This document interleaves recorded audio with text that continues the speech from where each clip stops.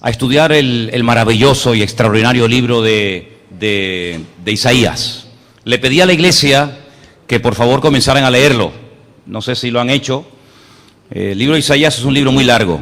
Tiene exactamente el mismo número de capítulos que libros tiene la Biblia, 66. Así que no se lo quieran leer en una noche, porque aunque lograran leerlo en una noche no se iban a enterar, porque es un libro muy profundo, es un libro que tiene muchísimas profecías, es un libro que habla de la primera venida del Señor, de su segunda venida, de su reinado milenial, de la tribulación, y tiene un montón de temas interesantes. Y el jueves, para los que estuvimos hablando acerca del capítulo 1, y a modo de resumen, decirles que la primera palabra que aparece en el libro, la palabra jasón, visión, es un mensaje profético que recibe el profeta Isaías para predicarlo en el sur del país. Su ministerio no estuvo en lo que es Israel, las 10 tribus del norte, sino en las 2 tribus del sur, en Judá y Benjamín, cuya capital era Jerusalén. Ustedes pueden leerlo en el versículo 1, capítulo 1:1, y este hombre tuvo un ministerio muy amplio durante muchos años y predicó, expuso su mensaje durante el reinado de 4 reyes. Vimos que eran Usías, Jotán, Acaz y Ezequías.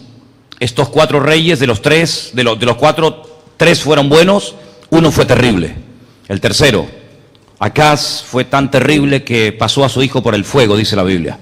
Pero los demás fueron buenos reyes. Y digamos, para mí el versículo clave del capítulo 1 es el versículo 4. Si quieren, si me miran esto porque me están moviendo las hojas de la Biblia. El versículo 4 dice: oh gente pecadora, pueblo cargado de maldad, generación de malignos, hijos depravados. El texto original dice corruptos. Aparece la palabra corruptos en la Biblia. Que dejasteis a Dios, provocando a ira al Santo de Israel, y os volvisteis atrás. Yo decía que, haciendo un pequeño esfuerzo, es como si tuviéramos un resumen de la situación que está pasando este país. Este país se ha convertido en un país de corruptos, de ladrones, de sinvergüenzas, gente que, haciendo un mal uso de su autoridad, han robado, y todavía no, yo creo que no ha salido ni la 10ª parte de todo lo que ha ocurrido en este país. Y la iglesia, los cristianos, tenemos que denunciar todo esto. Somos la sal de la tierra y somos la luz del mundo, y no podemos quedarnos cruzados de brazos, sino tenemos que rebelarnos en contra de toda corrupción, porque detrás de todo acto de corrupción hay injusticias. Detrás de toda injusticia está Satanás, que es un ladrón que viene a hurtar, viene a matar y viene a destruir. Y no es la voluntad de Dios que 4 o 5 señores, por muy políticos o banqueros que sean, se peguen la gran vida a costa de millones y millones de personas que en este país lo están pasando realmente mal. Y esta es la situación social y política y espiritual en la que tuvo que enfrentarse y desenvolverse el profeta Isaías. Ambiente de corrupción, de inmoralidad. No solamente los llama a esta gente corruptos, sino que en el versículo 10, como vimos el jueves, a los líderes les llama el profeta Isaías príncipes de Sodoma, pueblo de Gomorra. Hablamos mucho de Sodoma y Gomorra, pero esta gente llegó a superar en maldad, en depravación, en corrupción, aquellas ciudades que todos conocemos. Si vamos, por ejemplo, al versículo 23, dice que sus príncipes se habían convertido en prevaricadores, en pervertidos. Esa es la palabra más fuerte que emplea el texto original. Pervertidos, compañeros de ladrones, que amaban el soborno, se vendían por dinero. Si tenían que condenar al inocente, lo hacían. Si tenían que soltar al culpable, lo hacían. Todo por cobrar dinero. Dice que van tras la recompensa, tras el lucro. Y vimos cómo en la Biblia, a lo largo de la historia, hay personas que se prostituyeron espiritualmente hablando, por amor al dinero.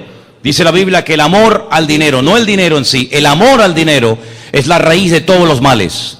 Y la Escritura dice que un pseudo profeta llamado Balaán se vendió, se prostituyó espiritualmente hablando, para maldecir al pueblo de Israel por dinero.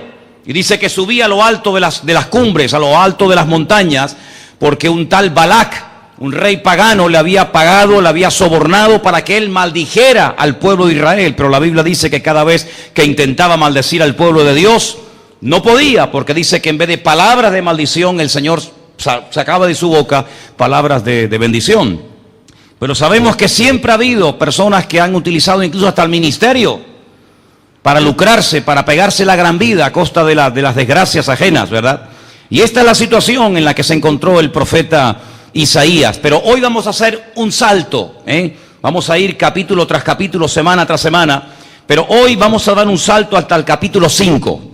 Vamos a hablar del capítulo 2, del 3, del 4 en su debido momento, pero hoy quiero hablar acerca de los ayes que aparecen en el libro de Isaías. Algunos ayes que aparecen en este magnífico libro. El primero lo encontramos en el capítulo 5, versículo 8. Isaías, capítulo 5, versículo 8. ¿Lo tienen, hermanos? Dice así la palabra de Dios: ay de los que juntan casa a casa y añaden heredad a heredad hasta ocuparlo todo. Hay de los que lo quieren comprar y tener todo. La miseria, la pobreza tiene siempre un límite. Hay un momento en el que la gente ya no puede más. Sin embargo, la avaricia, dice la Biblia, que es como la sanguijuela. Siempre quiere más y más y más. Y aquí el Señor está haciendo un llamamiento al peligro de caer en el error de creer que porque mucho tenemos, mucho valemos.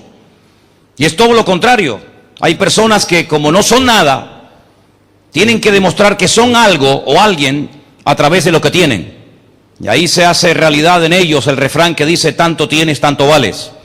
Y el Señor dice a través de su siervo Isaías: ay de los que compran y compran y compran y compran y no dejan nada para nadie. O incluso compran lo que otras personas con tanto sacrificio han intentado tener a lo largo de su vida, pero que no les queda más remedio que desprenderse de ello, porque no les queda más remedio. Hay de esas personas. Y la pregunta es: ¿ay por qué? Porque algún día esas personas, esos usureros, esos avaros, esas personas que lo quieren comprar todo y quieren arrasar con todo, dice la Biblia que algún día ellos también tendrán que presentarse a rendir cuentas delante del juez justo de toda la tierra. Sean creyentes o no, da igual. No quiero que nadie vaya a pensar que solamente los cristianos, solamente los que creen en Dios, algún día se presentarán delante de Dios a rendirle cuenta y los demás no. Total, como no creen en Dios. No, para nada. La Biblia dice que todo ser humano algún día tendrá que postrarse ante la presencia del Señor y rendirle cuentas por todo cuanto hicieron. Y la Biblia dice: ay de aquellos materialistas, usureros, personas que le dieron lugar a la codicia, haciendo daño a los demás. Versículo 11: ay de los que se levantan de mañana para seguir la embriaguez. Todavía no han terminado con la borrachera de hoy y ya están pensando en la de mañana. Y es como un círculo vicioso: sueltan una y agarran otra, sueltan una y agarran otra.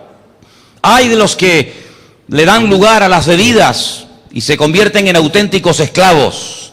Y hemos visto y hemos conocido gente así, gente que es más fácil verlos siempre borrachos que en algún momento de su vida serenos.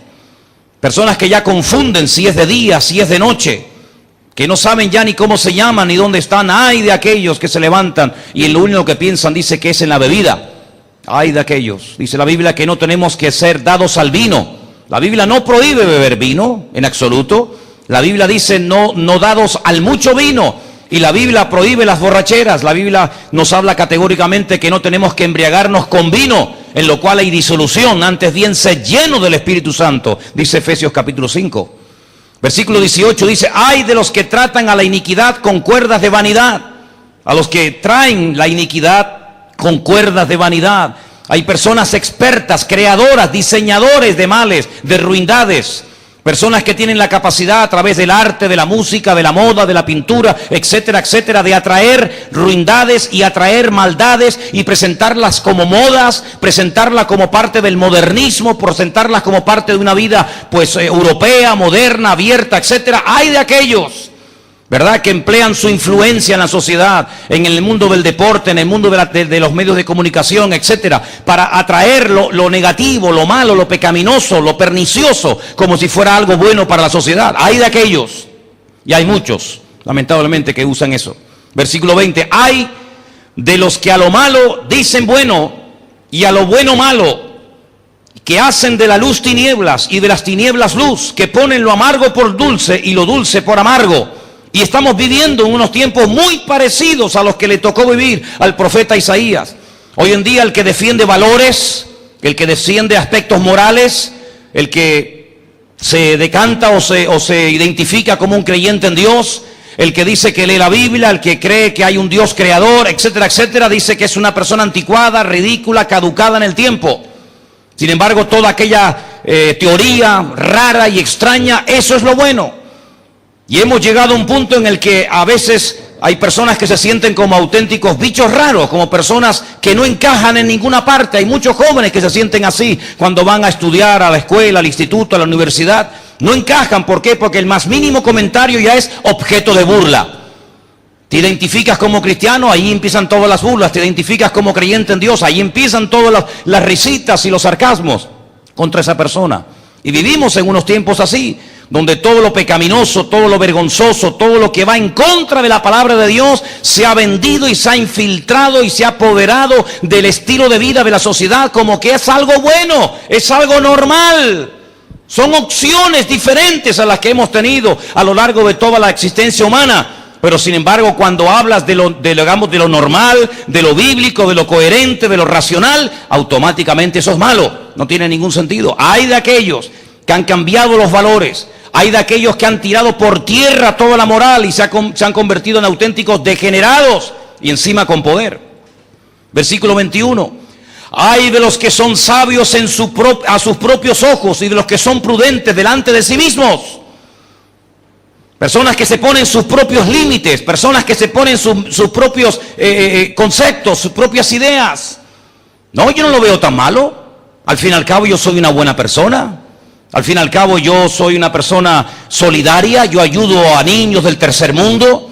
Yo tengo una niña, un niño apadrinado. Yo he dado tanto dinero a no sé qué causa social o de la índole que sea.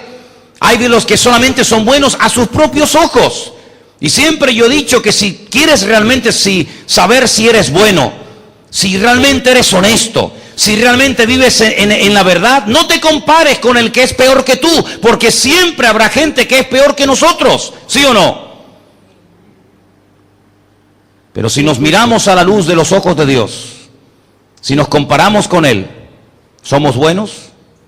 ¿Somos realmente tan inteligentes y tan santos y tan puros y tan espirituales? Si te comparas con el asesino, con el pedófilo, con el terrorista, con el criminal, claro que eres un santo. Pero si nos comparamos con Dios, vamos a ver después, cuando vio Isaías la gloria de Dios, la presencia del Señor, la realidad de lo que es Dios, vamos a ver después cómo reaccionó. Versículo 22. Hay de los que son valientes para beber vino y hombres fuertes para mezclar bebida.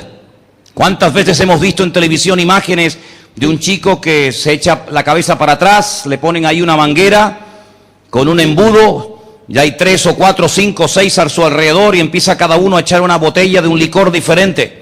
Y sale en televisión y lo publican en Facebook y sale por ahí por YouTube y sale por todas partes y vienen de todas partes de Europa, ¿verdad? A ser valientes y a presumir, fíjate cuánto he bebido y si me tengo que tirar por el balcón abajo de un 7º piso me tiro porque tengo una valentía que tú no tienes. Dice la Biblia, hay de los que son muy valientes para el pecado, pero muy cobardes para las cosas de Dios. ¿Sabes que la Biblia dice que los que son cobardes para las cosas de Dios no entrarán en el reino de Dios? ¿Lo sabías? Dice, ni los adúlteros, ni los fornicarios, ni los hechiceros, ni los que se acuestan con varones. Sin embargo, la palabra de Dios habla claramente acerca de qué tipo de valentía es la que Dios busca. El Señor busca gente valiente que se atreva a identificarse en medio de la sociedad como un hijo de Dios. Y no le dé vergüenza decir en tu trabajo, sí, yo creo en Dios. Pero sin embargo esa valentía hoy en día no está de moda.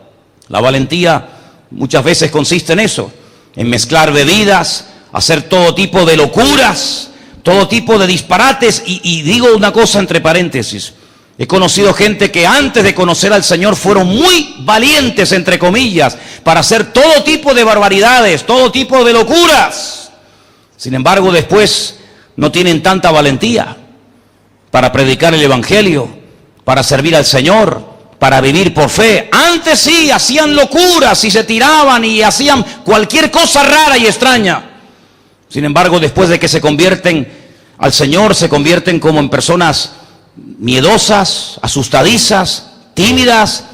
Y qué bueno sería que también fuéramos valientes para predicar el evangelio y decir: el Señor es mi Salvador, lo adoro y lo amo con toda mi fuerza y con todo mi corazón. Amén, hermanos. Dice la Biblia: los que justifican al impío mediante cohecho y al justo quitan su derecho y consumen el rastrojo y la llama devora la paja. Así será su raíz como podredumbre y su flor se desvanecerá como polvo, porque desecharon la ley de Dios de los ejércitos y abominaron la palabra del Santo de Israel. ¿Quién habla hoy en día de Dios en los medios de comunicación? ¿Qué político, en qué tertulia, en qué canal de televisión o de radio o en qué periódico se exalta el nombre de Dios, se habla del Señor? Nadie habla de Dios en este país. Nadie, absolutamente, ni desde el rey hasta el último de la fila. Es como si a Dios lo hubieran arrasado y lo hubieran arrancado de su vocabulario. Y no es que no conozcan la Biblia, porque hace poco vimos a unos políticos en pleno Parlamento español ahí lanzándose versículos los unos contra los otros. No es que no conozcan la palabra de Dios, porque la conocen. Y muchos de ellos han sido criados en ambientes católicos y en ambientes, digamos, religiosos, sino que simplemente no les conviene, no les interesa hacer la voluntad de Dios. ¿Por qué? Porque se ha entronizado el ego. Son ellos los señores de su vida, no consultan con Dios, no le preguntan al Señor, no se humillan delante del Señor. ¿Qué diferencia ver en la Biblia personajes, por ejemplo, como David, que era mucho más sabio y más espiritual que toda esta pandilla de ladrones y de sinvergüenza que tenemos en nuestro país? David era un hombre de Dios, el hombre que dice que conforme al corazón de Dios, un hombre que buscaba la voluntad de Dios, un guerrero que pedía permiso para ir a la guerra. Él podía haber dicho: yo no tengo que pedirle permiso a nadie, yo llevo mi cuerpo llevo de cicatrices, he matado leones, he matado osos, he hecho guerras en el nombre del Señor. Pero siempre consultaba con el Señor, siempre se humillaba delante del Señor, siempre pedía la dirección del Señor, el respaldo de Dios, y eso que era un hombre importante y con una influencia tremenda. Sin embargo, esta gente que nos lidera ni cumplen con su religión, ni siquiera con la religión que dicen tener cumplen, sino que dicen una cosa y luego hacen otra completamente diferente. A ese punto hemos llegado. Si nos vamos al capítulo 10, versículo 1 del mismo libro de Isaías, capítulo 10, versículo 1, encontramos otro ay muy interesante. Dice así: ay de los que dictan leyes injustas y prescriben tiranía. Nosotros no podemos prescribir leyes, nosotros no podemos cambiar ninguna ley, no podemos modificar el Código Penal, nosotros no podemos hacer leyes para la juventud, ni para los casados, ni para los solteros, ni para los parados, ni para los autónomos. No podemos, no tenemos esa autoridad. Sin embargo, hay gente que tiene esa autoridad, sin embargo hay gente que tiene ese poder. El pueblo ha delegado en ellos la autoridad, la confianza para que dicten leyes justas, para que favorezcan a todos y no a unos cuantos. Sin embargo, dice la Biblia que en los tiempos de Isaías y en nuestros tiempos también hay personas que han dictado leyes injustas, y yo me atrevería a decir incluso leyes antibíblicas. ¿Cuántos dicen amén? ¿Habrá una ley más injusta que el aborto? Se habla mucho del derecho de la mujer a abortar. ¿Y quién defiende el derecho de la criatura a vivir? Es más importante defender el derecho de una mujer a abortar que defender el derecho de una criatura que no tiene a nadie que lo defienda porque ni siquiera puede hablar. Pues a ese punto hemos llegado. Y más de 150,000 criaturas del año pasado terminaron en el cubo de la basura de muchas de las clínicas que repartidas por este país se encuentran. ¿Por qué? Porque es un derecho. Es un derecho. Y hay de aquel que se le ocurra quitar ese derecho, hay de aquel que se le ocurra decir la más mínima cosa en contra de la ley del aborto. Ahí salen millones de personas a la calle. ¿Por qué no salen millones de personas a la calle para defender, no sé, cualquier otra causa? No. Sin embargo, para defender ese tipo de ley, que es un salvajismo, porque ni en el reino animal existe semejante barbarie, Ahí salen millones de personas, políticos, abogados, etcétera, etcétera. Personas incluso amenazando que dimiten, que se van, que se vayan. Otro gallo cantaría en este país si los que a veces dicen que van a dimitir lo hubieran hecho cuando realmente lo dijeron. Hay de los que dictan leyes injustas. Personas que entran en la cárcel porque no tienen ni siquiera unos cuantos euros para pagar un plazo, para poder decir, bueno, vamos a aplazar un poco y vamos a alargar un poco el proceso. Pero personas que tienen todo el dinero y con dinero evitan ir a la cárcel. Este es el asco de país en el cual vivimos. Este es el mundo que no tiene nada que ver con ese mundo perfecto y maravilloso que el Señor creó. Cuando lo terminó dijo, y vio Dios que era bueno. Vivimos en una sociedad injusta.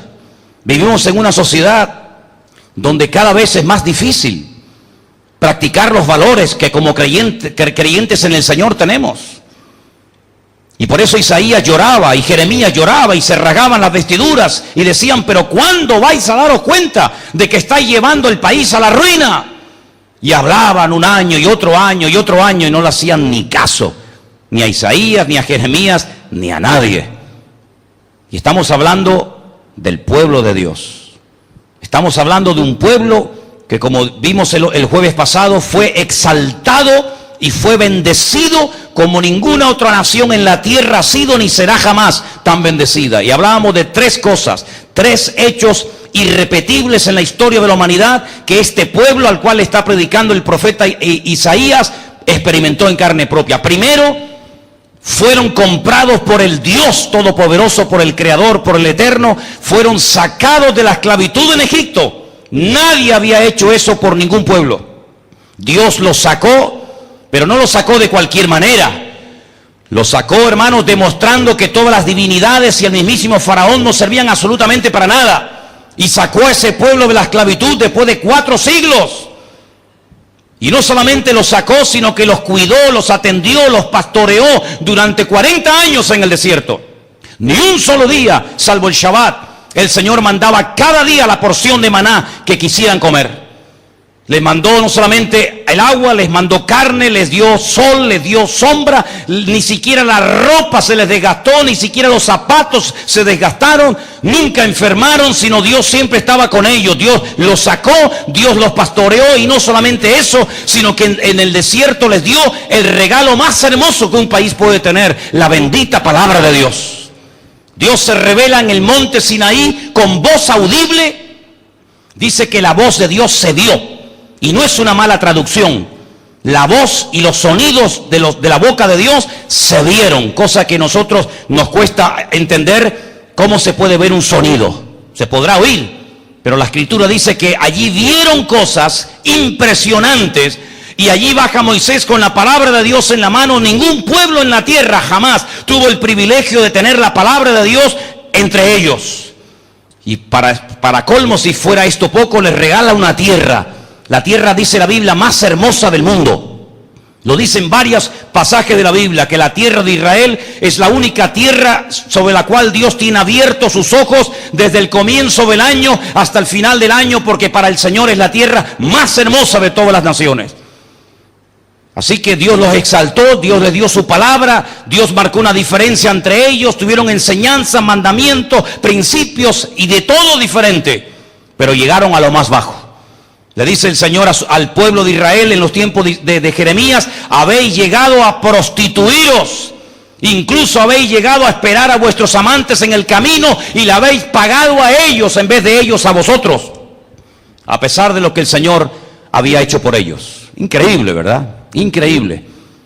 ¿Cómo puede caer una persona tan baja después de haber llegado a la presencia del Señor de una forma tan elevada y tan sublime? Bueno, hermanos, así es. Tenemos un último ay que quisiera leerlo en el capítulo 29, verso 15. 29, versículo 15. Y dice: ay de los que se esconden de Dios. Increíble este concepto, ¿verdad? Isaías 29, 15. Ay de los que se esconden de Dios, encubriendo el consejo, y sus obras están en tinieblas. Y dicen: ¿quién nos ve? ¿Quién nos ve y quién nos conoce? Lo terrible no es que creen que se pueden esconder de Dios, sino lo terrible es que creen que Dios no los va a encontrar. Dije el otro día y lo vuelvo a repetir hoy, que Adán no era un ateo, Adán no era un pagano, Adán sabía perfectamente que él era el producto de las manos de Dios.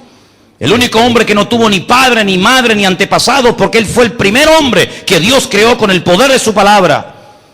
Sin embargo, es un hombre que creía en Dios, pero se escondía de Dios, creyendo que Dios no lo iba a ver y creyendo que Dios no lo iba a encontrar. Y hay gente así que va por la vida. Hay gente que piensa que puede esconderse de Dios, que pueden huir de Dios, y Dios como que no se entera, como que no sabe lo que esa persona ha hecho o está haciendo. Si volvemos al Salmo 139, el Salmo que en esta tarde se ha leído, para mí el Salmo 139 es uno de los más hermosos y profundos de todo el libro de los Salmos. Y hay 150. Este es uno de los más profundos. Porque aquí incluso el rey David habla incluso de la genética y de cómo Dios creó y entretejió el genoma humano dentro del vientre de la mujer. Dice, me entretejiste, y habla del genoma humano, habla de cómo Dios diseñó al embrión para que posteriormente se convirtiera en un ser humano. Y este hombre, por revelación de Dios, en el verso 7, Salmo 139, 7, dice, ¿a dónde me iré de tu espíritu? ¿A dónde? Algunos tenían el concepto de que Dios vivía en Israel, o que mejor dicho, Dios estaba en Israel, pero donde realmente vivía era en Jerusalén. De ahí que Jonás dice que quería huir de la presencia del Señor, creyendo que Dios no tenía jurisdicción fuera de la frontera de Israel, y cogió un barco y se fue en dirección contraria a Nínive, porque dice que huía de la presencia del Señor. Este hombre que conoce a Dios, este hombre que sabe cómo es Dios y vive entroncado con Dios, dice, ¿dónde me voy a esconder de su espíritu? ¿A dónde huiré de su presencia? Y ahora dice cosas muy interesantes. Si subiere a los cielos, allí tú estás. Si en el Seol hiciere mi estrado, he aquí, allí tú estás.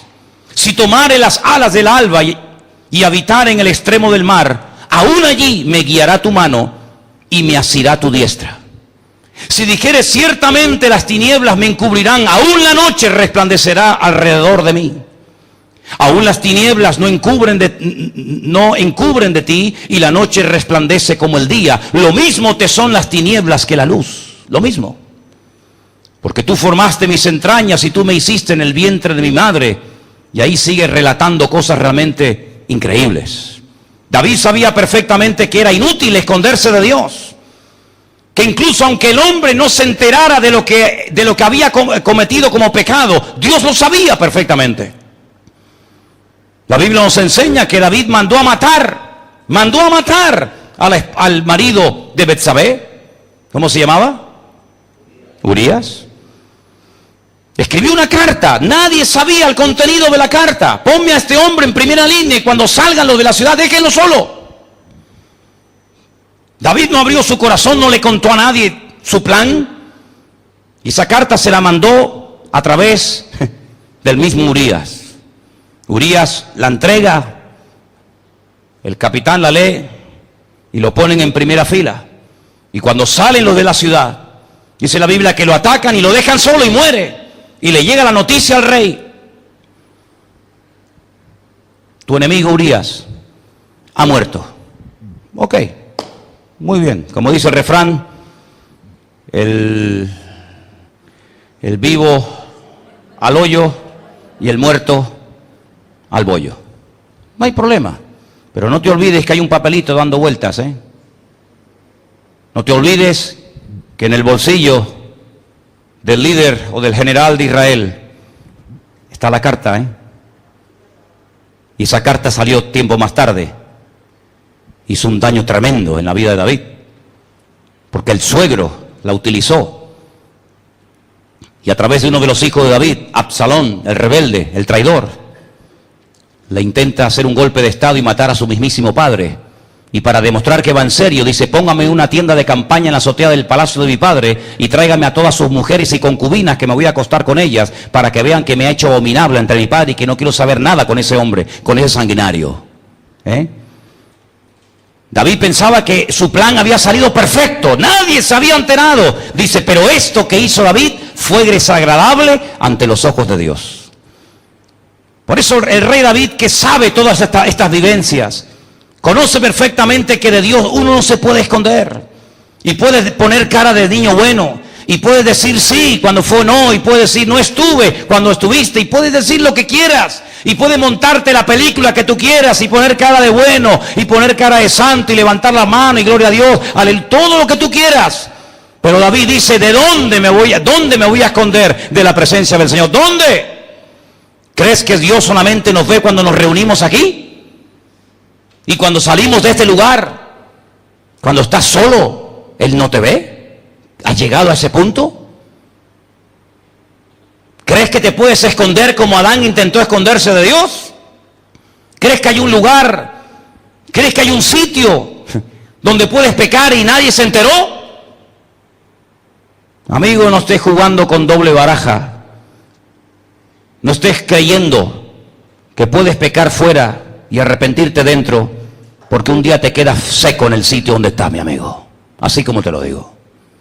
Y es tiempo de que dice la Biblia que el juicio empiece por la casa de Dios. Y es tiempo de que nos demos cuenta de que Dios nos mira en lo privado y en lo público. Y aunque ofrendes, aunque diezmes, aunque alabes, aunque hables en lenguas, aunque levantes las manos, lo que quiera, el Señor sabe perfectamente lo que somos en la intimidad, cuando nadie nos ve, pero Él sí nos ve, cuando nadie nos oye, pero Él sí nos oye, y cuando nadie nos conoce, Él nos conoce, lo sabe perfectamente.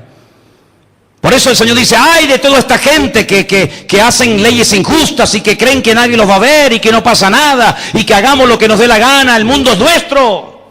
Ay de toda esa gente. Porque algún día uno detrás de otro como corderos tendrán que pasar delante de la misma presencia de Dios y rendir cuenta delante del Señor. Y a veces Dios no dice más, no porque no quiera decir, sino porque te ama y no quiere descubrirte de momento. Pero no abuses de la misericordia de Dios, porque Dios ya te ha dado tiempo. Y si no juegas en el tiempo de Dios, te la estás jugando. Vengan conmigo al libro de Isaías, al día que Dios lo llama.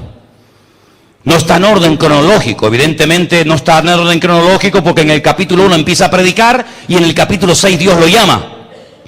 Debería estar el llamamiento al principio, porque sin llamamiento no podría haber comenzado su ministerio.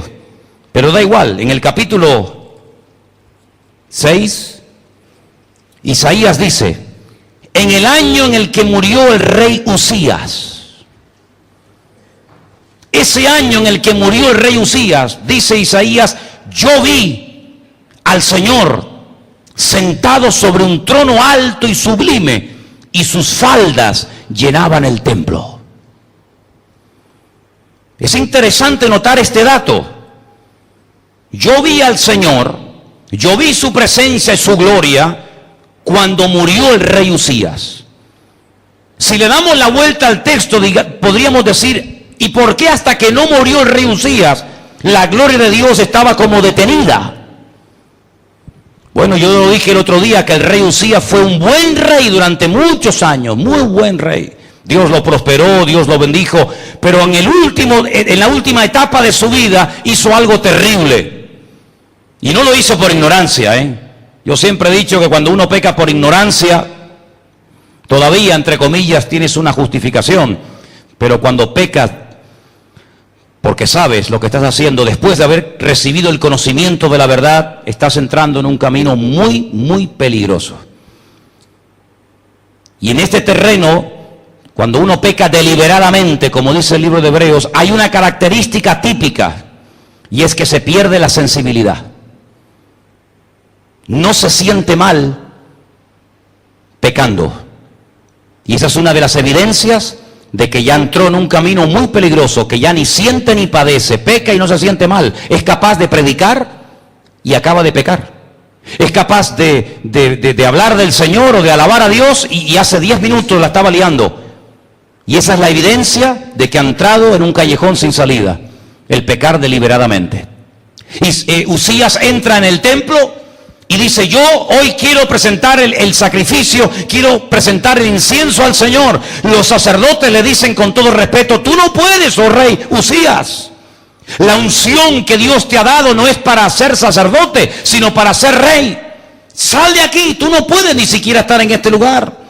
Pero Uzías no hizo caso. Uzías creía que porque había estado tantos años en el trono y era un buen rey, prosperado y bendecido, él podía hacer lo que le daba la gana. Total, no pasa nada.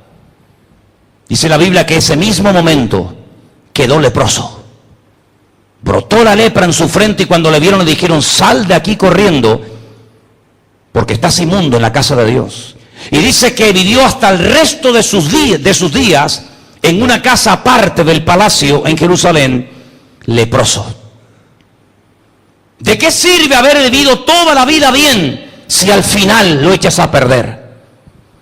¿Podrán las justicias del justo el día que se apartare de ellas librarle del juicio de Dios? Dice no.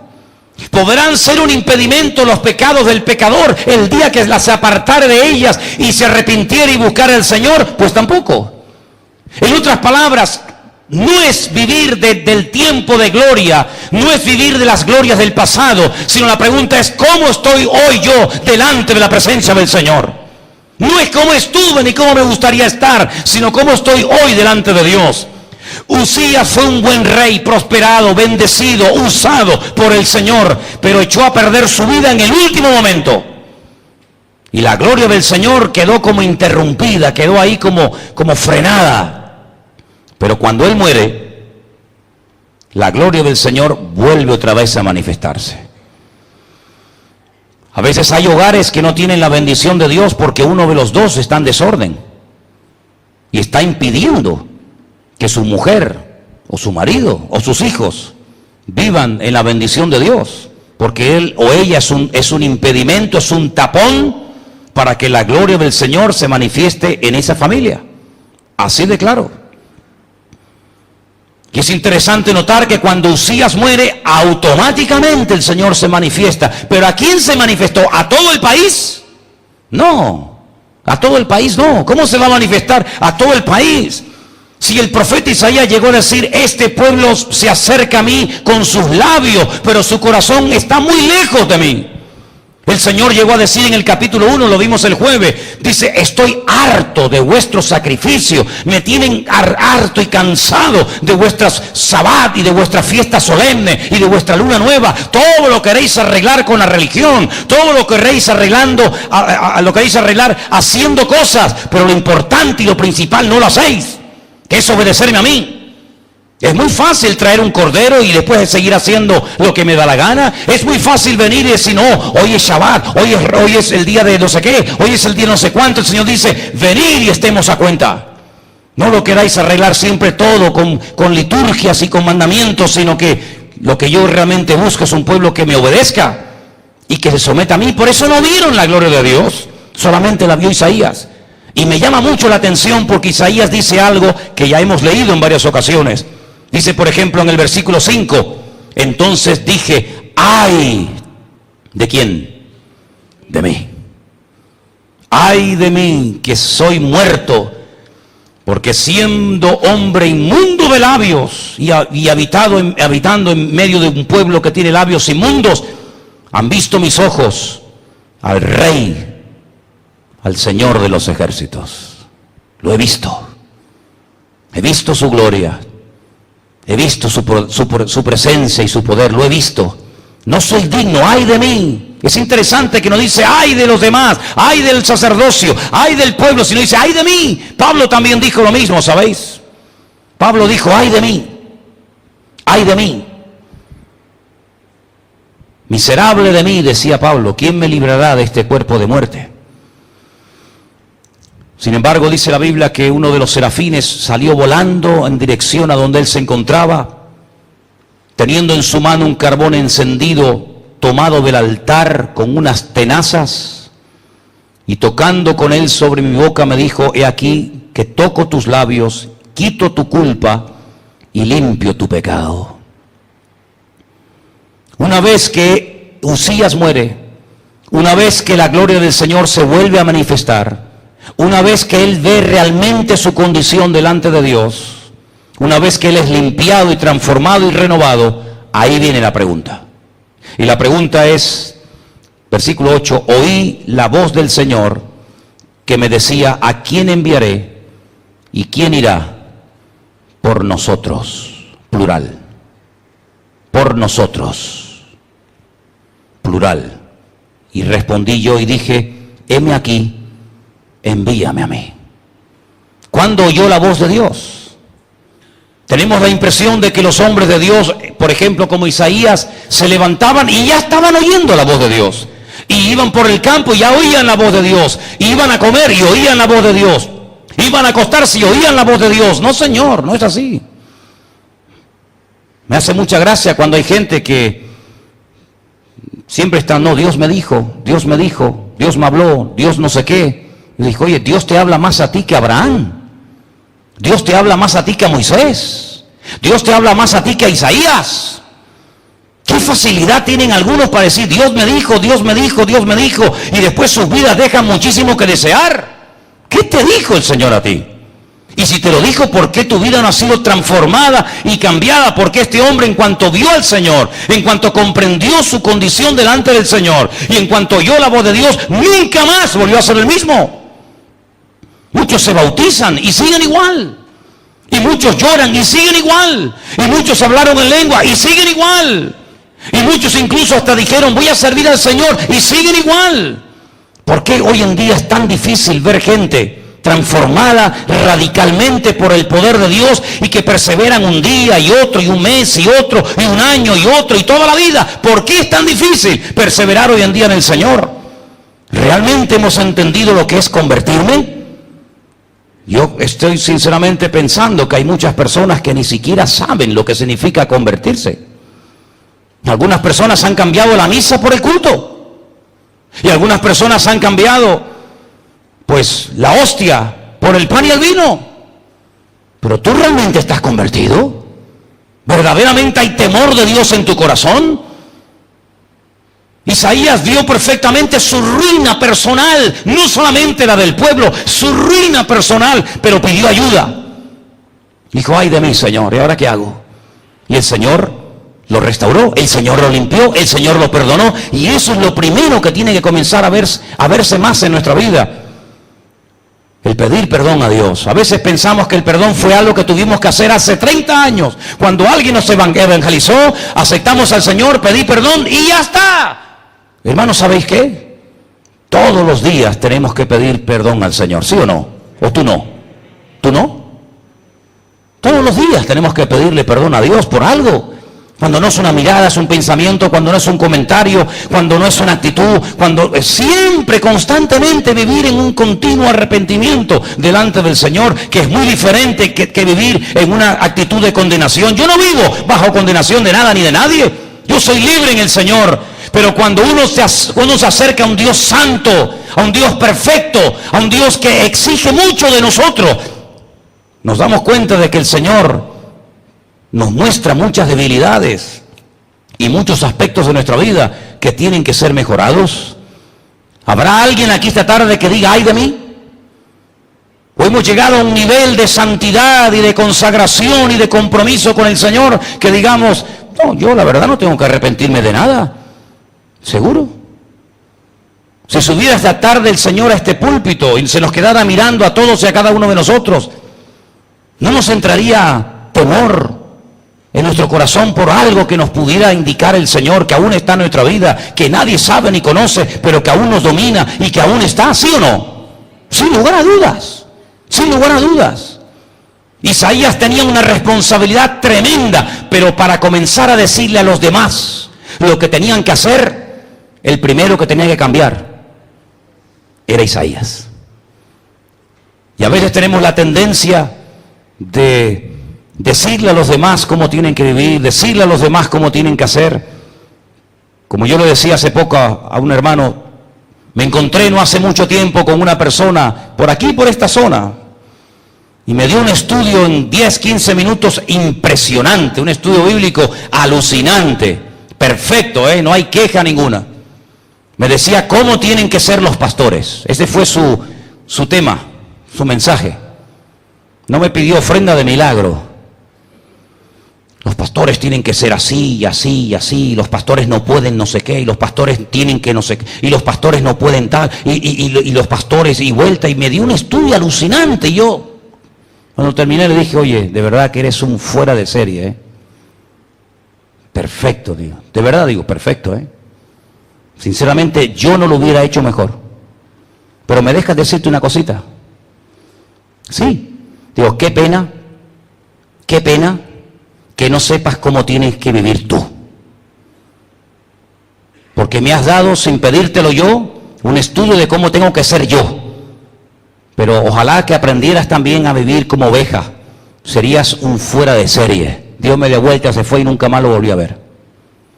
Tenemos esa disposición siempre, ¿verdad? Desde pequeños siempre tenemos la tendencia de ver el fallo, de ver el error, de ver el pecado de fulano, de mengano, y mira cómo es, y mira cómo no es, y mira cómo viene, y mira cómo no viene, o mira si vino, mira si no vino. Tenemos esa tendencia.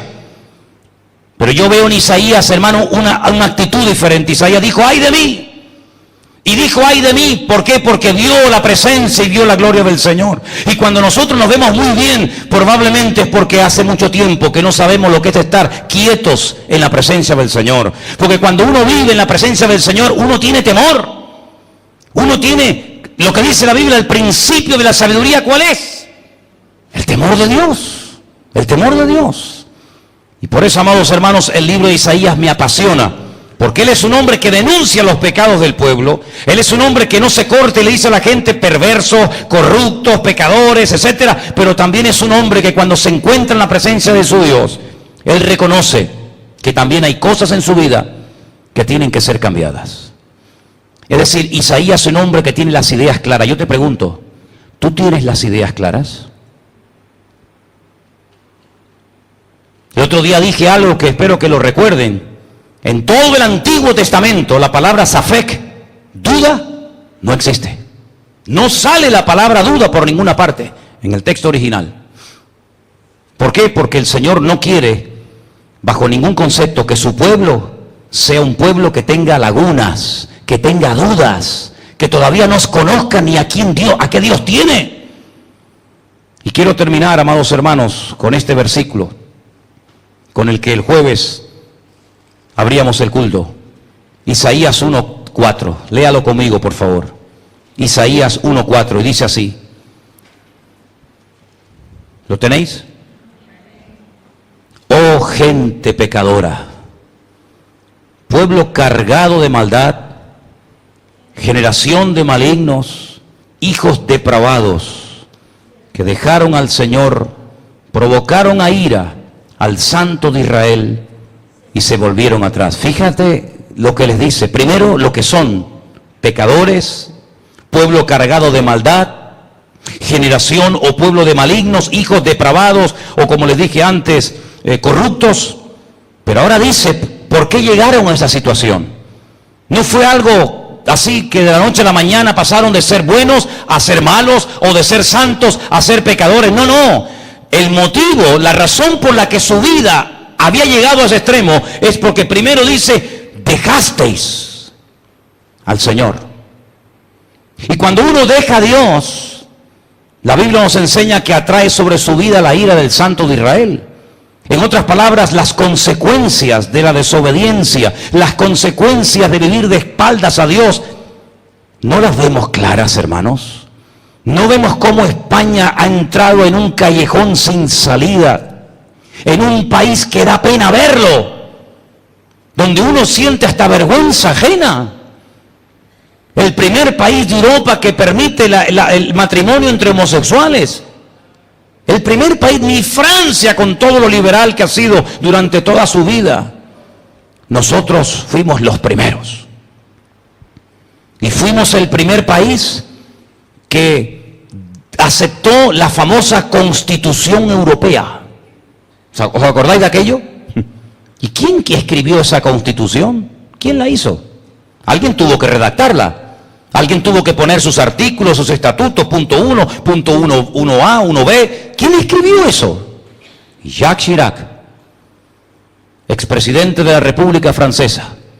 jefe de los Illuminati, de los masones, grado 33 de Europa. Amigo, ¿qué te parece? ¿Qué te parece? Un hombre que llegó a decir que si un hombre quería casarse con un animal, no veía nada mal en hacerlo, con tal de que sea un ser vivo. Usted quiere casarse con una gallina y tener una gallina por suegra, adelante, no hay ningún problema. Quiere casarse con un burro, quiere casarse con un faisán, quiere casarse con un pavo, no hay ningún problema. Seamos modernos. Cuanto más raros, más modernos seremos. Así fue. ¿Y cómo ha ido España cayendo en picado de una forma terrible, terrible? Pero cuando no llueve, o cuando hay tragedias, o cuando hay desgracias, la gente hacía como antaño, como en la Edad Media. Recurría a los santos, a las vírgenes, y los sacaba de los templos y les daba una vuelta por el pueblo para pedir piedad y misericordia, para pedir agua, como hacían los sius en el viejo oeste, que danzaban alrededor de una hoguera pidiendo el agua, ¿no? La danza del agua. Increíble. Un país con tantas contradicciones en sí mismo. Un país donde hemos visto y donde estamos viendo cada día que personas que realmente han vivido una vida correcta, esforzándose y trabajadora, han perdido paulatinamente todos y cada uno de sus derechos. Y personas que se han aprovechado y han vivido del cuento y han abusado y han robado, son los señores y los amos de España. ¿Y todo esto es casualidad? No. Estamos sufriendo las consecuencias espirituales, morales y económicas y sociales de todo el despilfarro, de todo el desorden y de toda la corrupción moral y espiritual que este país, desde el más alto hasta el más bajo, ha consentido y ha permitido. Y creíamos nosotros, los españoles, que a nosotros no nos iba a pasar nada, porque siempre hemos sido de Quijotes por la vida. Siempre hemos sido por la vida diciendo, como aquí no se vive en ninguna parte, como aquí no se come en ninguna parte del mundo. Personas que no han salido ni de la calle, ni del barrio donde han vivido toda la vida, hablando de cómo se vive en otros países y ni siquiera han salido del barrio donde han vivido y crecido toda la vida. Y Dios nos está mostrando que al que se enaltece va a ser humillado. Y España, hermanos, ha entrado en un callejón sin salida, pero yo no quiero, bajo ningún concepto, que a nosotros nos atrape este espíritu y no nos demos cuenta de que tenemos una tremenda responsabilidad. Hermana, usted en su colegio, en su universidad, en su trabajo, en su instituto, donde quiera que vivas, vive diferente, habla diferente, compórtate diferente, no seas igual de ruin, no pagues mal por mal. Porque Dios nos ha llamado a bendecir aunque nos maldigan. Y Dios nos ha llamado a ser diferentes. Ahora hay que ser diferente. Antes no era tan difícil. Ahora que cuesta. Ahora hay que ser diferentes. Ahora hay que ser honrado. Cuando alguien se equivoca en el cambio que te dio, no diga, gloria a Dios, el Señor me dio una bendición. No, mire, usted se equivocó en el cambio. ¿Quién sabe si la persona que le dio de más lo está probando para ver si realmente usted es quien dice que es o es un farsante? Ha llegado el momento cuando nuestras conversaciones, nuestra forma de hablar, nuestros hijos, nuestros jóvenes, tienen que ser diferentes en medio de un país que ya no hay punto de referencia. ¿Cuál es el punto de referencia en esta nación? ¿Cuál es? ¿La derecha? ¿La izquierda? ¿El centro? ¿Los de arriba? ¿Los de abajo? ¿Cuál es el punto de referencia? No hay. España ha perdido el norte, está en coma. ¿Por qué? Porque le han dado las espaldas a Dios. Y hasta que España no se humille ante la presencia del Señor, desde el rey hasta el último de la cola, hasta que no se humillen delante de Dios y se dejen de vivir del cuento y se dejen de vivir de apariencias y dejen ese espíritu de soberbio que tenemos, España no levantará y restaurará esta tierra. Podrán engañarnos con milongas, podrán decir lo que quieran, pero el gran problema de esta nación es un problema espiritual, porque han querido sacar a Dios de todas partes y lo han conseguido, Pero amados, el Señor nos ha puesto a nosotros aquí como a Isaías. Isaías estaba solo ante el peligro, ¿sabes? Isaías no tenía 1,000, 2,000, 3,000, 4,000, 20,000 hermanos que lo apoyaran en oración, que estuvieran con él. Él estaba más solo que la una. Nosotros, gracias a Dios, no estamos solos. Cuando ibas al carnaval, mirabas el reloj. Cuando ibas al carnaval, mirabas la hora para llegar a tu casa. Cuando ibas a las discotecas, decías, uy, es tarde, me está esperando mi madre, ¿verdad que no? Por eso en esta iglesia nunca pondré un reloj. Nunca pondré un reloj en esta iglesia. Porque yo creo que tendríamos que tener el deseo y la actitud en nuestros corazones de decir, Señor, ¿a dónde voy a ir un domingo a la tarde sino a estar con mis hermanos y a estar en la presencia de Dios? ¿Dónde? ¿A dónde voy a ir? ¿Al estadio? ¿A gastarme el dinero? ¿En qué? ¿En ver a 22 tipos en calzoncillos tratando de correr y meter un trozo de cuero en una red? Amados hermanos, ¿somos conscientes de quiénes somos? ¿Tienes claro cuál es el propósito de Dios con tu existencia y con tu persona en esta ciudad? ¿Lo tienes claro? ¿O hay todavía insatisfacción en tu vida? ¿Hay todavía vacíos en tu corazón? En mi corazón no hay ningún vacío, porque Dios los llenó todos. Y creo en Dios Padre, creo en Jesucristo y creo en su Espíritu Santo. Creo que la palabra de Dios es viva y eficaz. Creo que Él vino a morir por nosotros en una cruz, que Él resucitó al tercer día y que Él volverá otra vez y todo ojo le verá y toda rodilla se doblará y toda lengua confesará que Él es el verdadero. Digan lo que digan y hagan lo que hagan. Estamos en el verdadero. No me cabe la menor duda, en absoluto.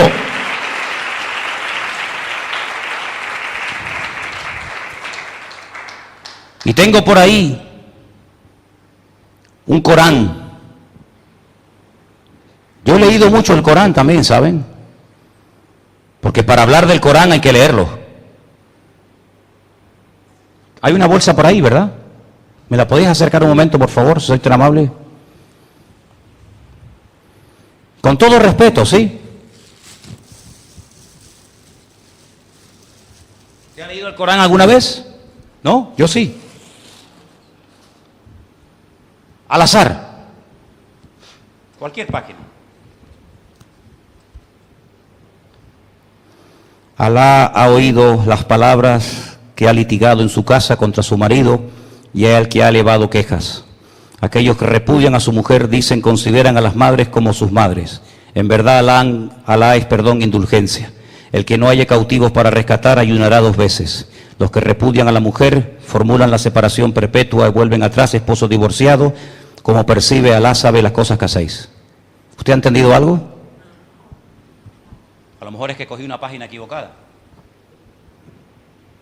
Que sus riquezas sus hijos seduzcan, Alá quiere castigarlos. Cuando el sura que les instala a creer a Alá, ir a la guerra del profeta, desde lo alto los más acomodados solicitaron ser eximidos. Han preferido quedarse atrás, el sello ha sido imperado en sus corazones, no oyen nada. Alá ha preparado para ellos jardines regados. Algunos en el desierto han venido a excusarse, un doloroso y débil enfermos que no tienen medios están obligados a ir a la guerra, ni los acudidos permitidos monturas, y cuando has dicho no tengo monturas, volvieron las lágrimas de sus ojos. ¿Usted ha entendido algo?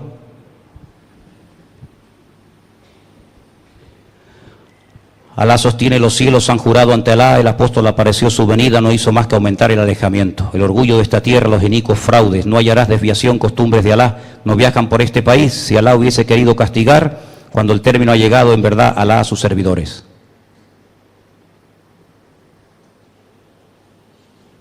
No he entendido nada, ¿verdad? Yo no soy muy inteligente, pero tampoco soy ningún estúpido.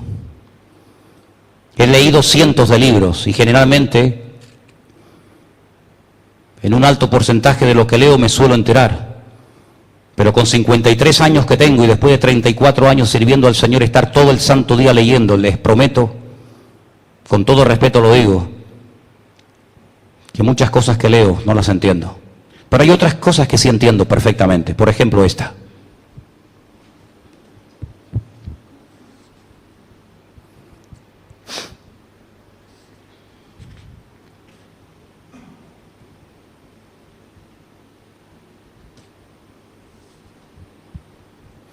Quienes se nieguen a creer a nuestros signos, los acercaremos al fuego ardiente, y cuando su piel sea consumida por el fuego, los revestiremos con otra piel para alargarles el suplicio. Los que no creen serán introducidos en jardines regados con agua, y allí permanecerán eternamente. Pero fíjate qué interesante.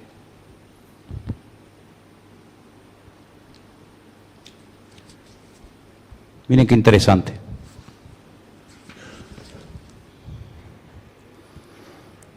Alá los ha cubierto de maldición a todo aquel que no ha creído en Él.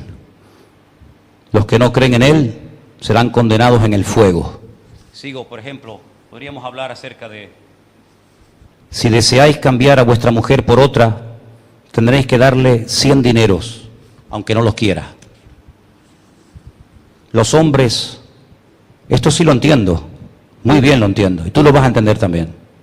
Los hombres son superiores a todas las mujeres, a causa de las cualidades por medio de las cuales Alá los ha elevado por encima de las mujeres. Esto también lo entiendo. Reprenderéis a todas las mujeres cuya desobediencia temáis. No te ha desobedecido, pero por si acaso. Reprenderéis a todas las mujeres cuya desobediencia temáis, las relegaréis en lechos apartes y las azotaréis. La palabra misericordia, la palabra perdón, la palabra segunda oportunidad y clemencia no aparecen en el Corán. Yo he conocido un Dios de misericordia, de perdón, y todos los que estamos aquí esta tarde, estamos aquí, ¿sabéis por qué? Porque Dios es clemente, pero lo ha demostrado. Dios es un Dios de misericordia y lo ha demostrado. Y Dios es un Dios que perdona y lo ha demostrado. Es un Dios lento para la ira, pero grande en misericordia. Pero ¿sabéis por qué hay tantas personas que todavía creen que hay otras religiones que le pueden dar más que Dios? Porque los que conocemos a Dios no hemos tenido el valor de decirles: hay un Dios de amor que mandó a su Hijo, porque no hay ningún problema en que Dios tenga un hijo, en absoluto, al contrario, porque Dios amó de tal manera a este mundo que dio a su Hijo, al único que tenía, para que lo mataran, para que lo torturaran, para que le hicieran todo tipo de barbaridades. Ya habéis terminado con mi hijo, ya lo habéis hecho suficiente, ya habéis acabado con su vida, sí. Pues ahora a este que habéis rechazado, a este que habéis tirado por tierra, yo lo voy a levantar y lo voy a poner como punto de referencia para todas las naciones de la tierra. Y miradlo a él y seréis salvos, dice la Escritura. Eso es lo que hemos entendido del Evangelio. Por eso nos ha tocado vivir en un país de corruptos, sí, es verdad. Y nos ha tocado vivir en un país de paro y de injusticia, sí, es verdad. ¿Pero para qué? ¿Para quejarnos y lamentarnos? ¿O para decir, hermanos, vamos a unirnos? Vamos a levantarnos en pie de guerra y hacer, pero una verdadera revolución. Pero una revolución no con armas, no con guerra, no con espada, no con ejército, no con jabalina, sino del amor y del Espíritu Santo del Señor. Si somos capaces de mentalizarnos, si somos capaces de interiorizar que estamos en esta tierra no para pegarnos la gran vida, no para que despilfarre los recursos que Dios ha puesto en tu mano, sino para predicar las virtudes de aquel que nos llamó de las tinieblas a su luz admirable. En este país veremos milagros, veremos señales, veremos prodigios, pero es tiempo de que todo eso empiece por la casa de Dios, por nuestras vidas. Por eso yo te pregunto a ti esta tarde, ¿qué vida estás llevando, hermano y hermana? ¿Qué vida estás llevando, joven? ¿Qué haces con tanto tiempo libre que tienes? ¿Qué estás haciendo con tu vida? ¿Sueñas para Dios?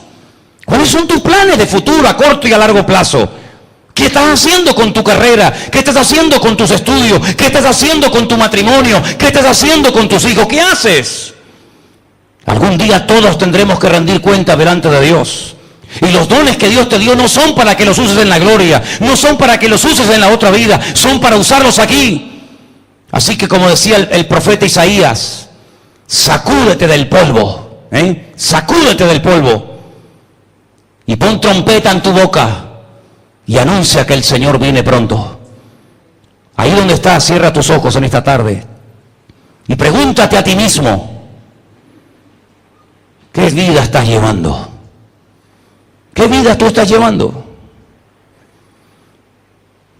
Trabajo, la casa, la iglesia, la casa, ¿esa es tu vida? ¿No te aburres?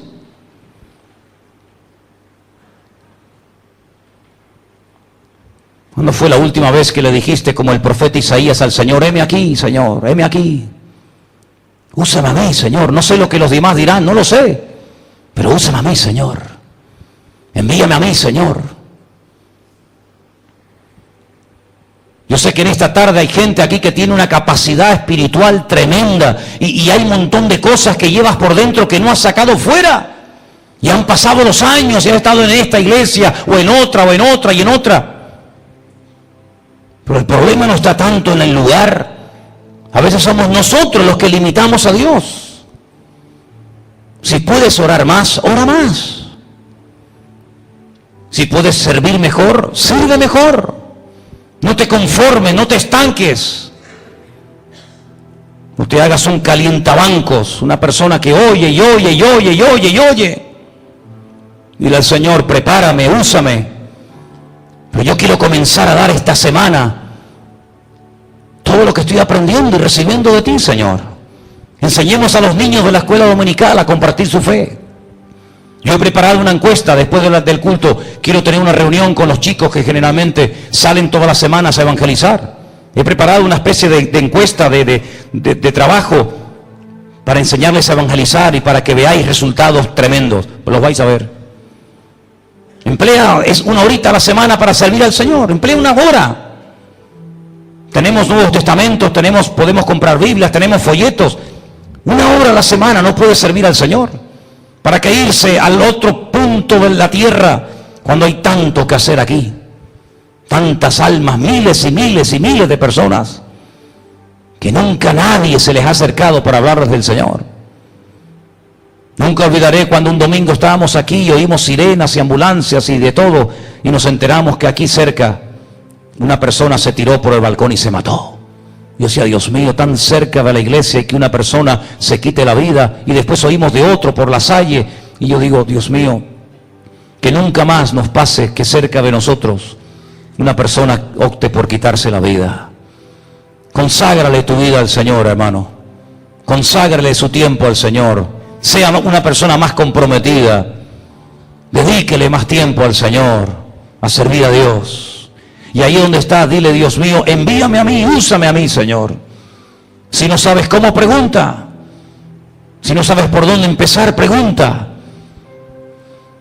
Pero dile al Señor, Padre, yo quiero usar, que tú uses mi vida, Señor. Yo quiero que tú transformes mi vida, Señor, mis valores, mis principios, mis metas, mis objetivos. Y me dé cuenta, Señor, que si hay tanta corrupción y tanta inmoralidad y tanto desorden es porque a lo mejor yo no he hablado más. Háblale a ese vecino que Dios ha puesto en tu corazón muchas veces que le hables. Háblale esta semana, hermana. Ese matrimonio que siempre los oyes discutir, a ese joven del barrio, conflictivo. Vete a él y háblale, dale un saludo, dale un Dios te bendiga. Acércate a alguien en esta semana. Acércate a alguien. Seguro que alguien está paseando por las calles de Santa Cruz, buscando y nadie se le acerca. Ese alguien puede ser tú.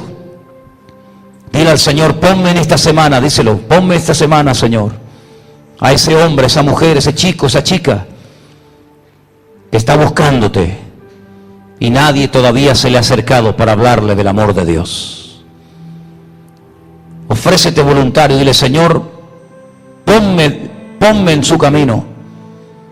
Había un hombre en el desierto, solitario, leyendo la palabra, y la leía y no entendía nada. Y el Señor le dijo a un tal Felipe, Felipe, ve al desierto. Ve al desierto. Felipe fue. Vio que estaba leyendo al profeta Isaías. Y le dice, ¿tú entiendes lo que estás leyendo? Dice, no entiendo nada. Pero aún así leía, fíjate. No entiendo, pero leía. ¿Y cómo voy a entender si alguien no me explica?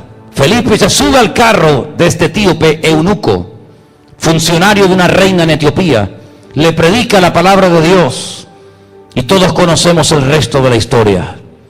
Miles de personas en Etiopía, cuenta la historia, llegaron a conocer a Jesús como el Mesías a través del testimonio del etíope. Miles.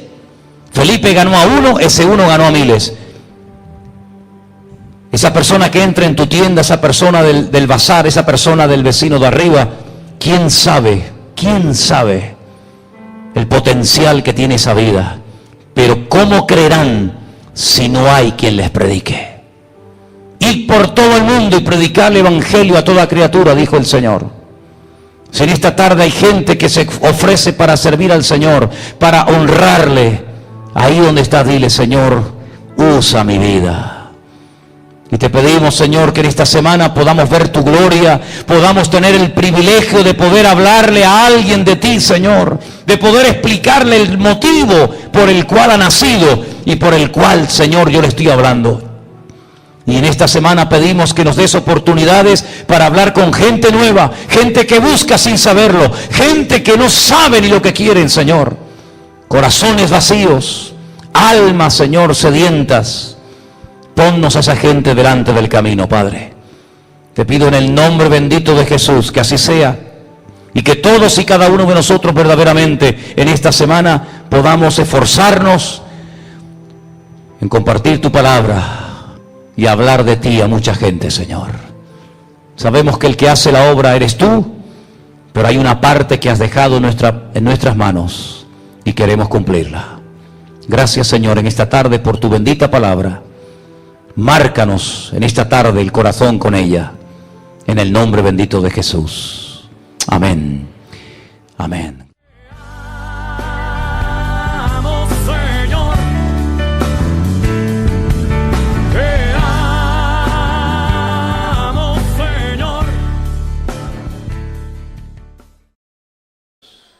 Voy a pedir a los niños, por favor, si pueden pasar a sus clases de escuela dominical.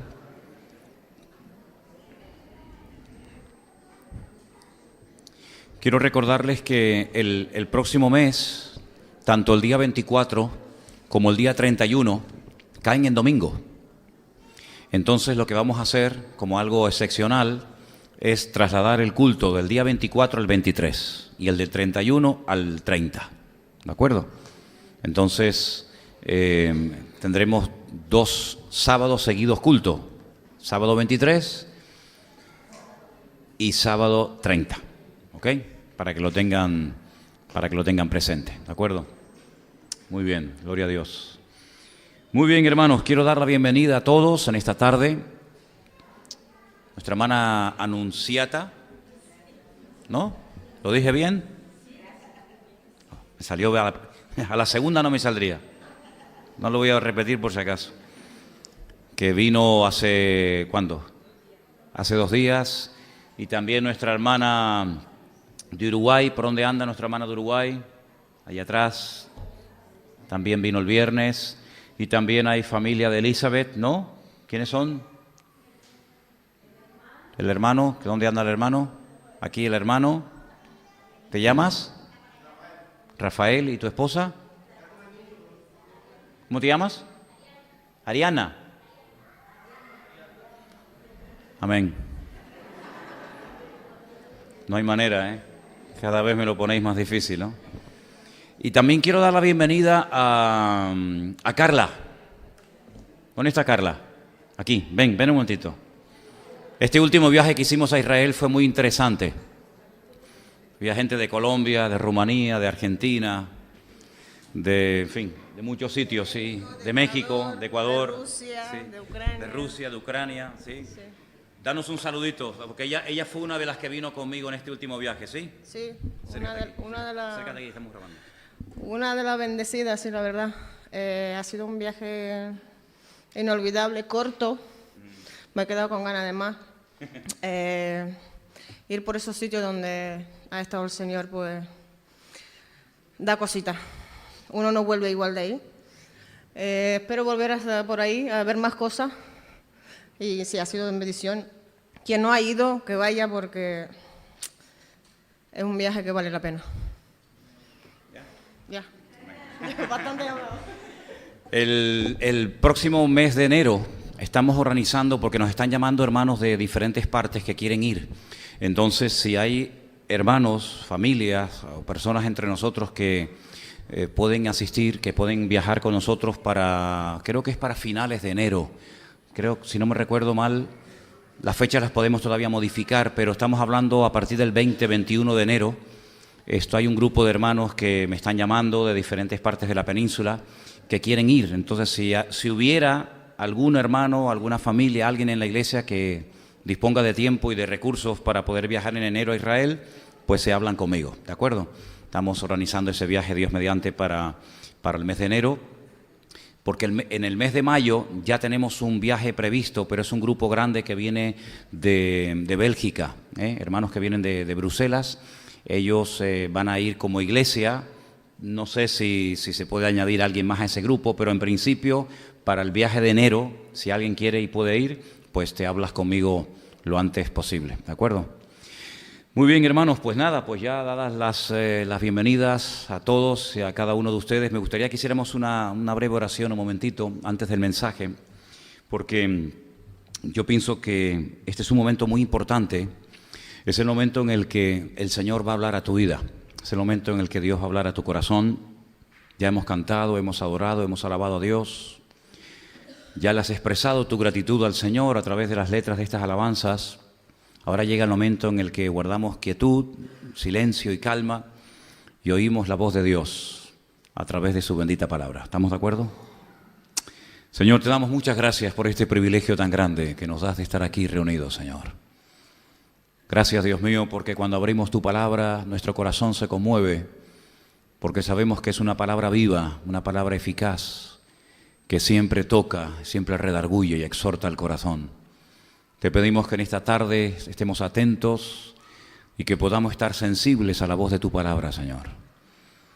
Que tú traigas a nuestra vida la palabra necesaria y que oigamos todo lo necesario para que nuestra vida pueda ser bendecida y pueda ser fortalecida nuestra fe, para que sigamos adelante en tus caminos, caminando en victoria con tu ayuda y con tu bendición, Señor.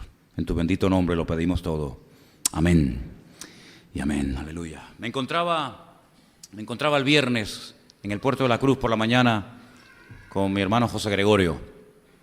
Estábamos haciendo allí algunas cosas en el Puerto de la Cruz. Había puesto pegado a la pared una mesa de esas de camping, de esas que se abren, ¿sabéis, no?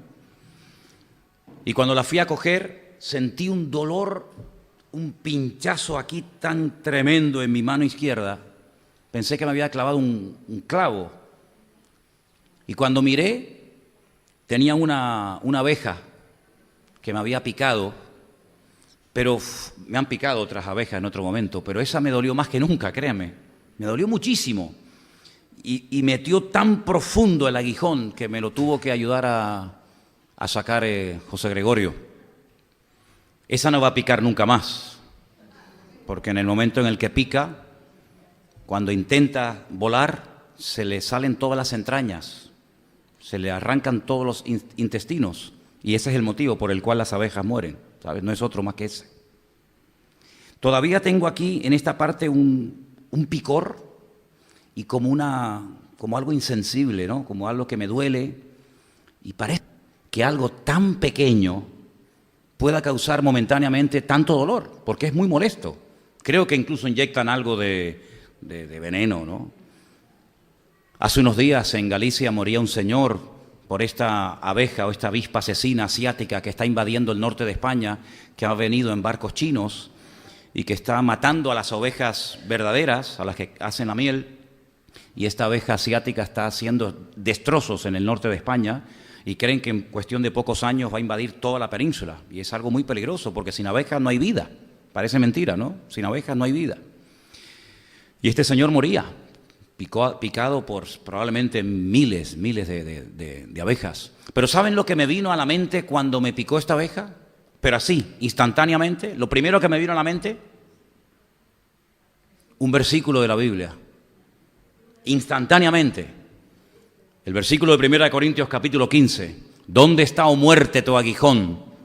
¿Dónde, oh sepulcro, tu victoria? Ese fue el versículo que me vino instantáneamente a mi cabeza. Y a raíz de eso, comencé a buscar en la Biblia la palabra aguijón. Y curiosamente hay un montón de versículos, muchos versículos que hablan acerca de la palabra aguijón.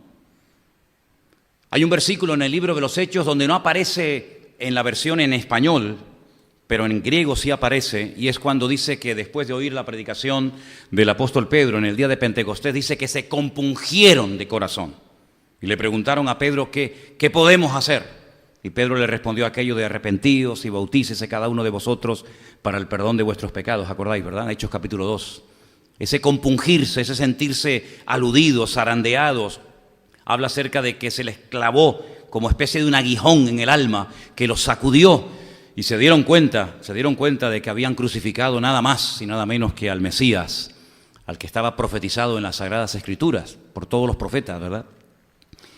Después en el libro de los Hechos, el día que Pablo se convierte al Señor y cae postrado al suelo y pierde la visión, el Señor Jesucristo le habla y una de las cosas que le dice es: dura cosa te es dar coces contra el aguijón. ¿Os acordáis?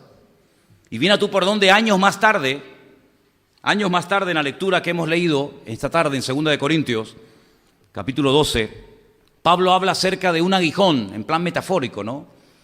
Algo que le impedía estar bien, algo que le mantenía humilde, algo que le mantenía sometido a la voluntad del Señor, un aguijón en la carne. Puede ser que fuera algo de los ojos, por contextos de otros versículos que leemos en la carta de Pablo a los Gálatas y otros, ¿verdad? Y hay un versículo muy interesante donde aparece la palabra aguijón, y es en Eclesiastés. Sí, el libro de Eclesiastés, el libro de Coelet, el libro del predicador, capítulo 12, versículo 11, un versículo buenísimo, donde aparece la palabra aguijón. Ahí lo tenéis. Las palabras de los sabios son como aguijones, y como clavos hincados son la de los maestros de las congregaciones, dadas por un pastor. Espero esta tarde clavarle muchos aguijones de la palabra del Señor en vuestras vidas. En el Antiguo Testamento el Señor le mandó al pueblo de Israel que cuando entraran en la tierra prometida, las naciones que estaban allí, que habían usurpado aquel territorio que no les correspondía, tenían que salir voluntariamente o tenían que hacerles la guerra y eliminarlos. Y dice: y si no lo hacéis, si no destruís a las naciones que están allí usurpando vuestro territorio, Números capítulo 33 dice: esos enemigos se convertirán en aguijones para cada uno de ustedes. Y así fue. Y así sigue siendo hasta el día de hoy. Israel sigue teniendo naciones que le rodean, que son auténticos aguijones en la estabilidad emocional, espiritual, económica, ¿verdad?, del Estado de Israel. Tenemos en el libro de Ezequiel, el profeta Ezequiel, capítulo 28, un texto muy interesante que nos habla acerca de la famosa ciudad de Sidón, lo que hoy en día sería el Líbano.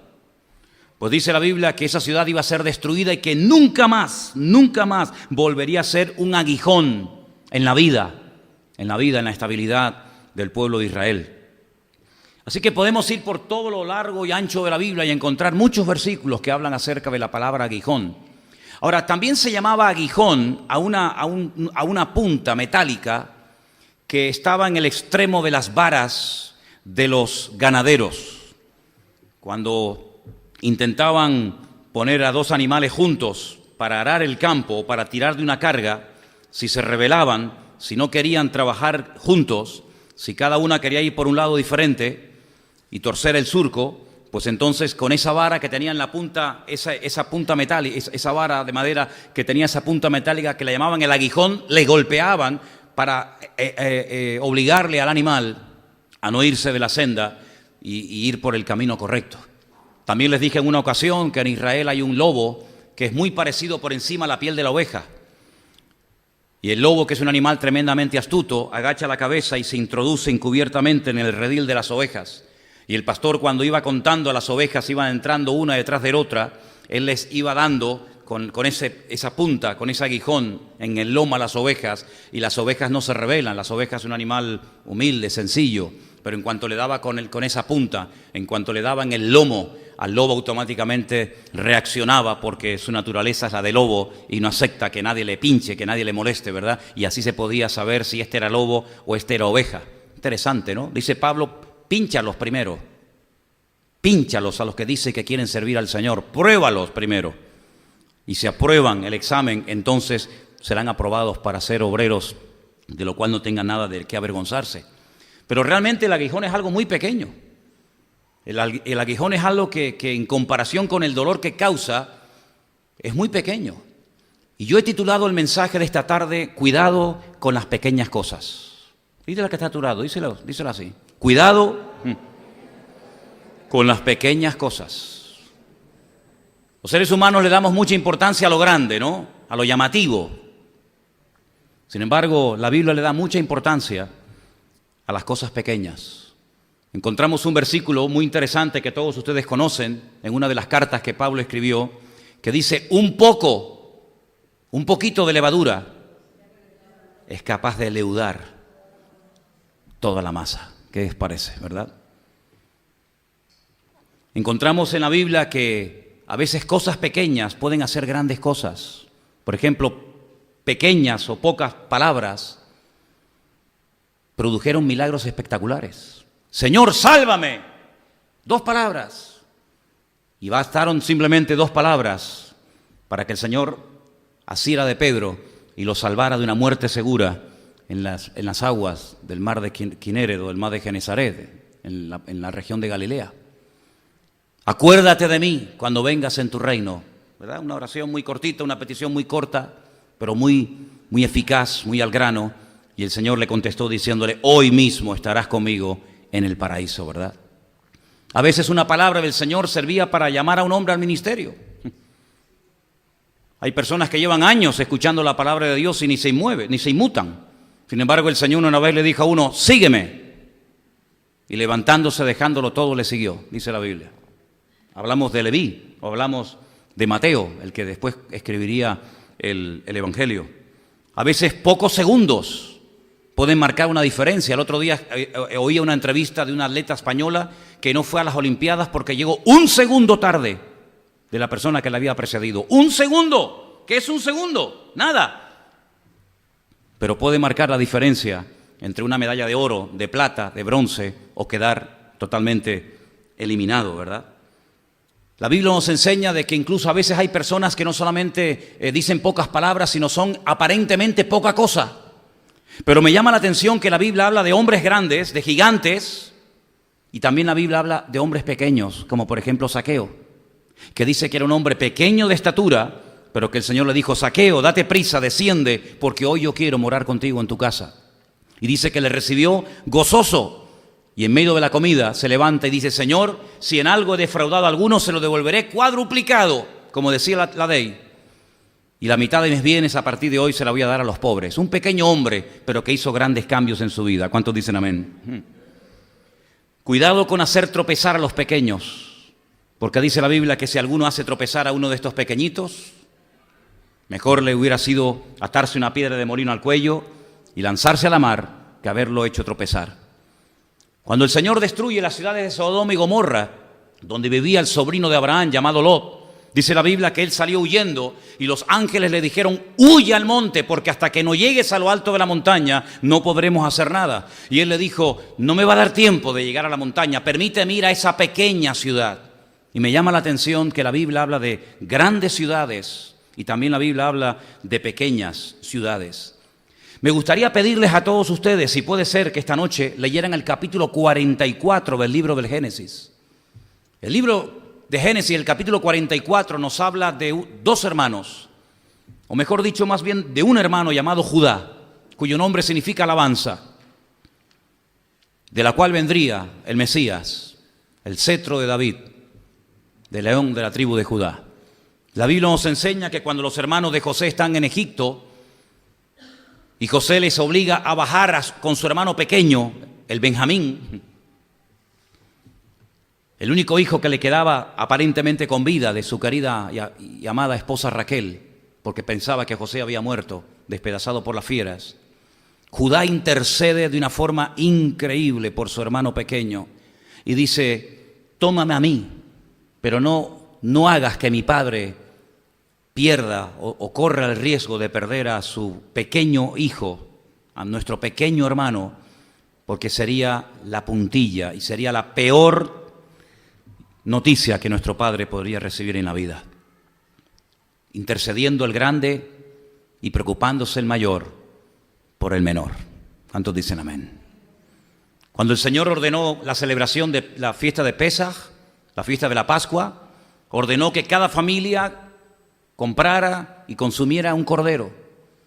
Pero fíjate cómo el Señor sabía que en Israel no solamente había familias numerosas y familias muy grandes con muchos hijos, sino que también había familias muy pequeñas que tal vez no tenían la capacidad, el poder adquisitivo de poder comprar un cordero, y además eran pocos. Y entonces les decía a las familias pequeñas que se unieran con otras familias, que se unieran a sus vecinos y pudieran de esa manera celebrar la fiesta de la Pascua. Qué bonito cómo el Señor se preocupa de las familias pequeñas y también de las familias grandes. Amén, hermanos. Cuando Moisés tuvo que organizar y delegar responsabilidad en el pueblo de Israel para poder administrar a tantos millones de personas que vivieron durante más de 40 años en el desierto, dice que levantó jueces, levantó personas para que se encargaran de solucionar los problemas pequeños entre el pueblo y los problemas grandes y de difícil solución recurrieran a Moisés como el pastor de la congregación. Fíjate cómo en el pueblo de Israel no solamente se daba importancia a los problemas grandes, sino también se le daba importancia a las pequeñas discusiones, a las pequeñas discrepancias, a los pequeños problemas que podían traer división al pueblo. ¿Os acordáis cuando Pablo desde la cárcel, desde una mazmorra en Roma, escribe una carta llamada la Carta a los Filipenses y les dice a aquellas hermanas llamadas Evodia y Síntique, que aparentemente eran dos nada más, no había tantos problemas en la congregación, pero Pablo interviene y le dice: os ruego, hermanas Evodia y Síntique, que os unáis, que seáis de un mismo sentir, porque los pequeños problemas pueden traer grandes desgracias si no se solucionan. Amén, hermanos. Cuando se distribuyó la tierra prometida, Números capítulo 26, dice la Biblia que había tribus que eran muy grandes. Por ejemplo, la tribu más grande de las 12 era la tribu de Manasés, que recibió heredad a este lado del Jordán y al otro lado del Jordán, porque era una tribu que se había extendido, había crecido mucho. Y entonces la tierra tenía que ser repartida en mayor medida a los que eran más. Pero había tribus que eran muy pequeñas. Y dice la Biblia que también a las tribus pequeñas, por suertes, había que repartirles la tierra correspondiente. Qué bonito, ¿verdad? Como el Señor es un Dios bueno, es un Dios justo, que bendice a todos, a los que tienen muchos recursos, a los que tienen menos recursos. Y cuando años más tarde estas tribus ya están afincadas, ¿verdad?, en el país, y comienzan a proporcionarle al futuro rey de Israel, al rey David, una serie de ayudas, dice que la tribu de Isaacar, que en aquel momento no pudo aportar mucho, simplemente aportó a 200 hombres. Las otras aportaron miles y miles de hombres. La tribu de Isaacar solamente aportó 200 hombres, pero 200 hombres, hermanos, dice que eran entendidos en los tiempos. No eran guerreros, no eran personas tal vez con una puntería tremenda con el arco, con la jabalina, pero eran personas que entendían y sabían discernir los tiempos y sabían cuándo había que atacar y cuándo había que estar quietos y cuándo había que ir por el norte y cuándo había que atacar por el valle. Pequeños, pero bien unidos entre sí. Me llama mucho la atención que en Deuteronomio capítulo 1, una de las instrucciones que Moisés intenta interiorizar en la vida de los jueces del pueblo de Israel es que mucho cuidado con no ser imparciales a la hora de ayudar, a la hora de impartir justicia. Tienen que tratar por igual a los pequeños y a los grandes. No se dejen sobornar, no se dejen comprar, no estén a favor de unos porque tienen mucho poder y en contra de otros porque son minoría, sino que dice: traten a todos con justicia, tanto a los pequeños como a los grandes. Cuidado con las pequeñas cosas no solucionadas. Me llama mucho la atención que hay un personaje en la Biblia, que la Biblia habla mucho de él, es un personaje muy importante en la historia de Israel, nada más y nada menos que el profeta Samuel. Con él podríamos decir en cierto sentido que nació el ministerio profético, porque estamos saliendo de la época de los jueces, pero con Samuel, el último juez, entra una etapa nueva en la que a través de los profetas el Señor va a traer ministración y palabra e instrucción específica y concreta al pueblo, a los reyes, a las personas. Y dice que cuando es llevado no al templo, porque no existía, sino al lugar donde vivía en aquel tiempo el sacerdote Elí y donde estaba el arca de la alianza, dice que era muy pequeño de edad.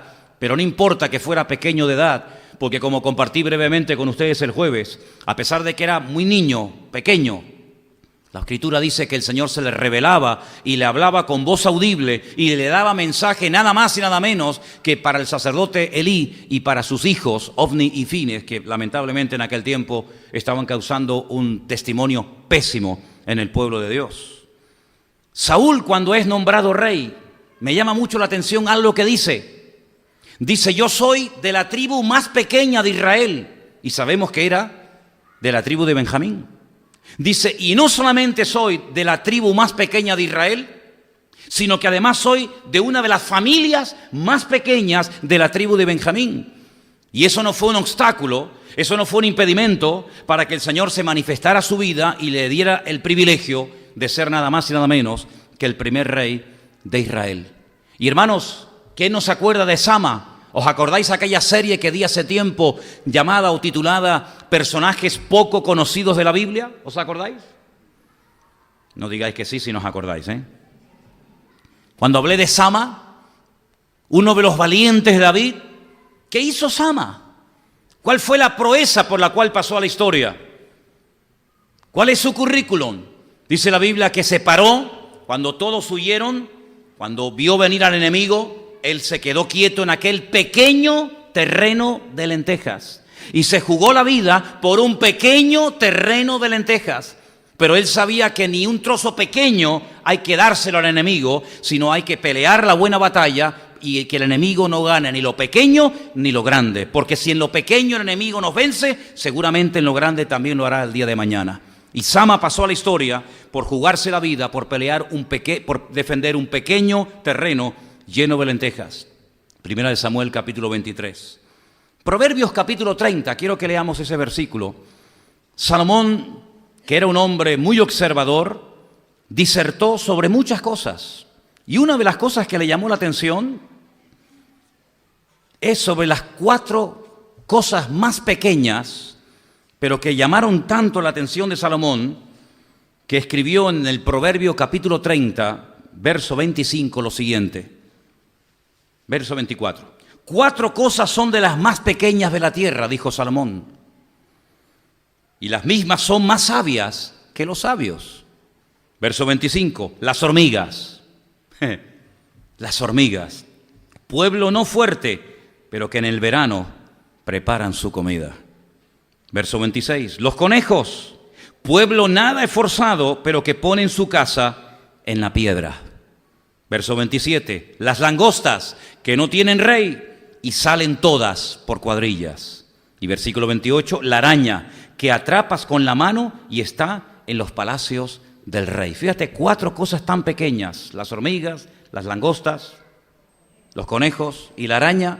4 cosas pequeñas dignas de ser mencionadas nada más y nada menos que en uno de los proverbios del rey Salomón en la Escritura. Hay un versículo que no sé si alguna vez lo habéis leído, supongo que sí. Dice que las moscas muertas hacen heder el olor, el perfume del perfumista. Me cuesta un poco pronunciar este versículo. Me traba un poco. Las moscas muertas hacen heder el perfume del perfumista. Me salió bien, ¿no? Y añade, la poca locura, ¿cuánto daño logra hacer? Una poca locura, ¿verdad? Una noche loca, el daño que puede hacer. Una loca decisión, las locuras que pueden hacer, ¿verdad? Así que, queridos hermanos, cuidado con no darle importancia a las cosas pequeñas, porque sin lugar a dudas también la tienen.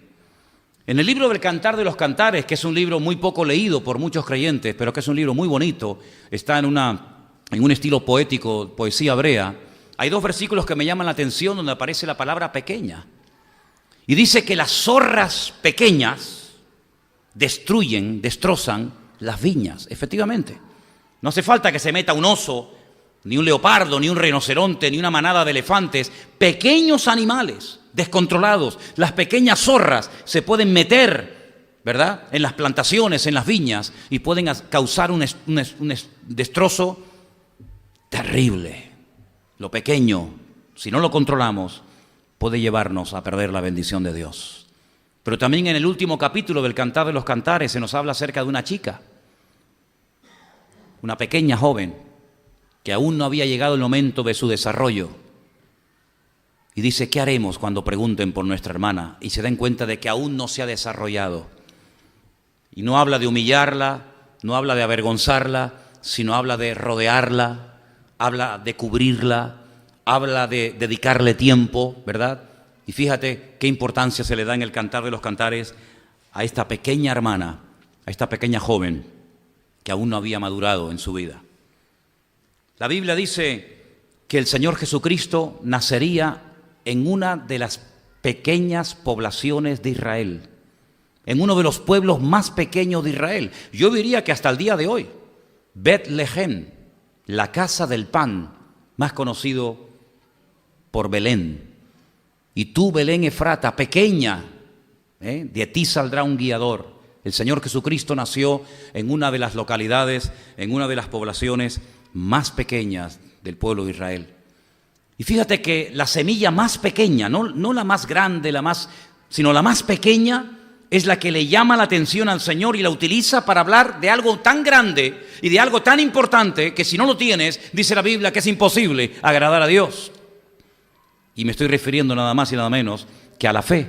El reino de los cielos es semejante al grano de mostaza que un hombre tomó y sembró en su campo. Una pequeña semilla para hablar de algo tan poderoso y de algo tan importante en la vida de un creyente y de una iglesia como es la fe. La Biblia nos dice en Efesios capítulo 3 que Pablo se consideraba el más pequeño de todos los apóstoles.